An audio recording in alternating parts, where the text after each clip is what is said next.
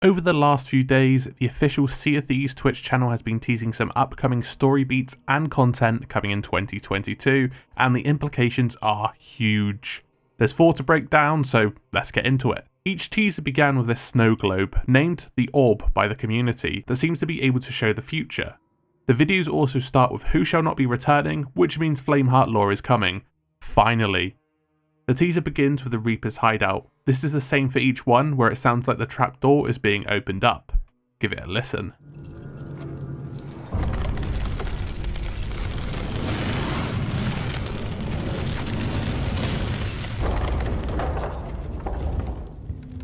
After that, a mysterious voice speaks. The flame burns brighter now, here in the dark.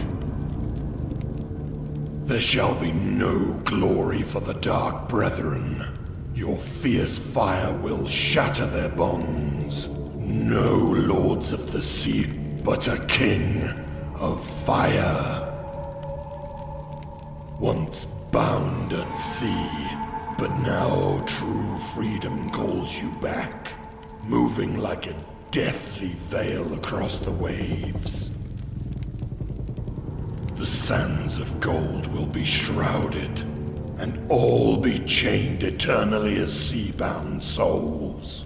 Her sister will be bound to your will. She of the deep cannot stop it now. May our flame burn eternally, Father. The flame burns brighter now, here in the dark, seems to imply that the Sea of Thieves is heading for darker times, meaning Flameheart's power is growing. There will be no glory for the Dark Brethren confirms that Flameheart is not happy with their bid to take over the Sea of Thieves and looks forward to shattering their bones. I did predict this would happen. It seems both sides will be gearing up for war. No Lords of the Sea, but a King of Fire. This straight up tells us Flameheart is still in a bid to become King of the Seas. Possibly again. Bound at sea, just like Flameheart was by old Horatio in the Sea-Bound Soul. This one's pretty straightforward. True freedom calling him back is ambiguous, but this could mean being unbound and returning to his physical form, as Flameheart is still reliant on the Sea of the Damned. The sands of gold being shrouded links back to the Christmas track Call of the Bells, which talks about a final stand on Golden Sands. It is implied there's a huge battle for Golden Sands coming, and it might end up turning out like the Fort of the Damned. It makes sense too, as it's the closest to the Reaper's hideout. It's possible even that the Shores of Plenty will host Flameheart's forces.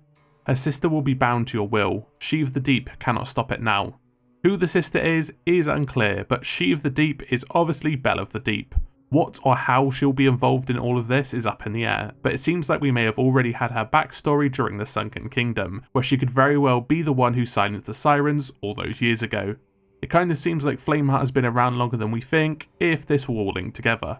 May our flame burn eternally, Father. This line confirms we are indeed listening to Flameheart Jr. speaking, and the fact that it's in the Reaper's hideout heavily implies he's the servant of the flame. As the scene ends, we return to the tavern and Belle of the Deep is at the fireplace.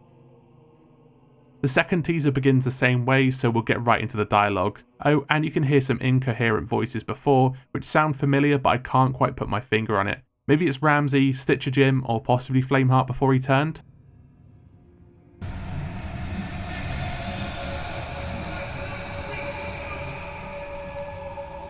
Memories can be harnessed and focused, bent to your will.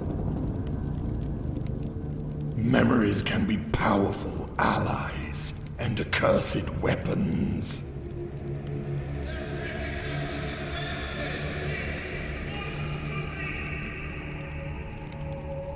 Your king is dead in the world beyond. Long live the king. He shall give you freedom unchained and life everlasting. Endless riches vast. Bring your forts of stone and bow to the blade of fire. Memories can be harnessed and focused, bent to your will. Memories can be powerful allies and accursed weapons. This means that Flameheart plans on using memories to become reality, just like we see in Captains of the Damned. It looks like he knows how to do this, so I wonder if this is what he's been doing with the Ashen Fleet this whole time. Your king is dead in a world beyond. This line is the most cryptic. It could be referring to Flameheart or possibly Ramsay. Flameheart is dead in a world beyond and Ramsay's just dead in our world, so yeah, I don't know what this could mean. Long live the king. He shall give you freedom unchained and life everlasting, endless riches vast. These are the promises afforded to you by your new king. Everything a pirate could need or want. Don't know about you, but sign me up. Bring your forts of stone and bow to the blade of fire. I love this line. I would interpret this as a challenge asking the Sea of Thieves to prepare, as none can defeat the burning blade. If Flameheart wanted to merge the two worlds, it would be surely to bring himself and the burning blade back. The teaser ends now showing these two old style helmets that can actually be found in the Sunken Kingdom. Does this imply there's some ancient links here, or are these helmets more recent to when Flameheart was actually alive? Found at last, the relic of the ancients, passing between worlds in a belly of gold. The hunter is broken, and his ship is no more. It is ours, Father.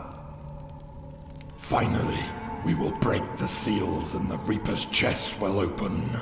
The soul flames will burn once more and weaken the veil between.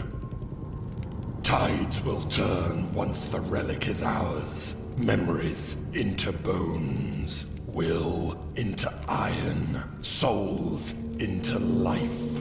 You will arise into a new pirate life as our king for a new dawn. Found at last, the relic of the ancients, passing between worlds in a belly of gold. We actually know what the relic is, as we'll see it later on. Passing between worlds in a belly of gold could mean it's found on Tribute Peak. There may be a portal there to the Sea of the Damned, as the belly of gold is the Gold Hoarder's throne room. The hunter is broken and his ship is no more. It is ours, Father. Most people believe that this refers to Merrick and how his ship was physically broken and became the Reaper's hideout. I have a slightly different take. The hunter refers to the one in Mercia's journal, aka the warrior, who seem to be one in the same. In turn, Junior could be saying that the warrior's ship is theirs and doesn't think that his dad is an ancient, or he knows it and is simply confirming it for the listener. After all, the burning blade is broken into pieces. This is heavy speculation though. We will break the seals and the Reaper's chest will open. Essentially, they're going to be opening those Reaper chests. The soul flames will burn once more and weaken the veil between. These soul flames are actually in the Pirate's Life Tall Tales and allow us to traverse memories. The ferryman also describes this flame as accursed. If they're brought into the real world, then the Sea of the Damned can be brought with them. Tides will turn when the relic is ours. Essentially, they need this relic to bridge the gap. Memories into bones, will into iron, and souls into life, and you all rise as our king into a new pirate's life. They're going to revive Flameheart back into his physical form. I'm pretty sure that's what this means. And finally, we get a view of the mask and a Reaper's chest, with the mask actually being the Veil of the Ancients.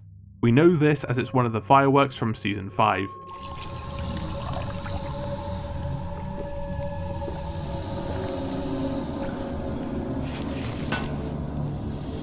Pirates for all eternity.